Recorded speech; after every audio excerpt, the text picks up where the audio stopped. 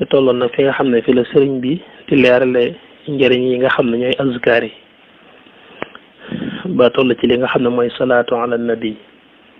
di wax moom itam su fekkee da nga ko taxaw na nga xam ne noonu lay jeexitale ci yow mu naan amma salaatuna ala nabi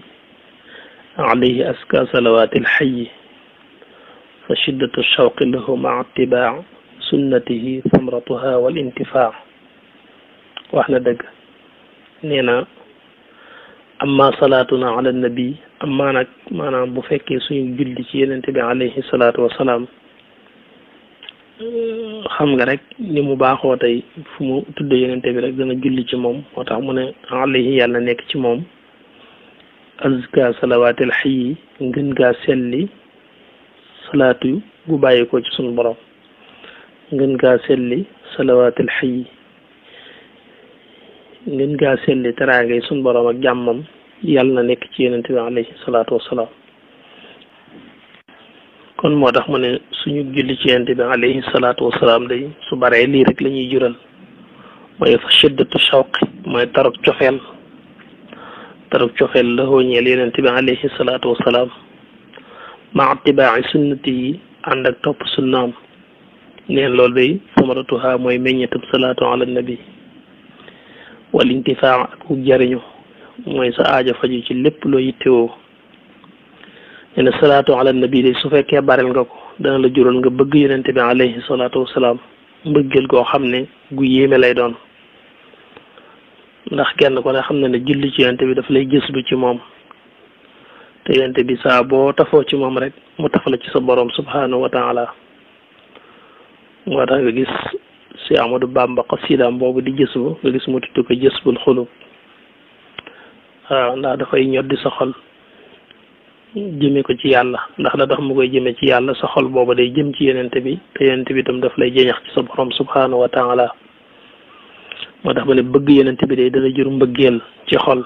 te yenente bi kenn ku ne xam ne ne bëgg ko mooy tax yàlla bëgg ñu xul in kuntum tuhibbuna allaha fattabi'uni yuhbibkum allah yenente bi suñ borom nee na ko waxal jaam ñi ne leen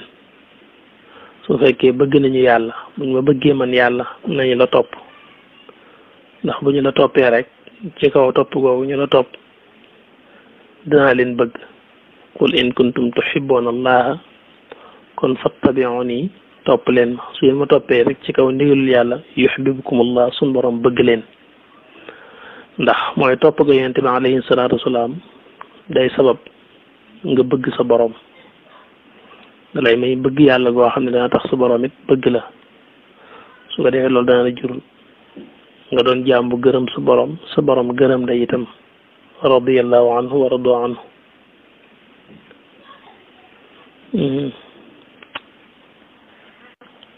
di la ma itam nga topp sunnaam bu baax mooy jaar ci li nga xam ne mooy am njàngaleem tey dana dil ak intifaa mooy ak jariñu ci lépp loo xam ne yaa ngi koy aajowoo suñu borom subhanahu wa taala dana la ci jàppale kon salaatu ala nabi ay njariñam moom kenn rek xamul lu mu toll njariñul kase la wa aysuma staxfarta rabbaka al ahad taj istiqamatan ala taqwa abad maa muxaafadatika dahra ala surati tawbatin kama qad nuqila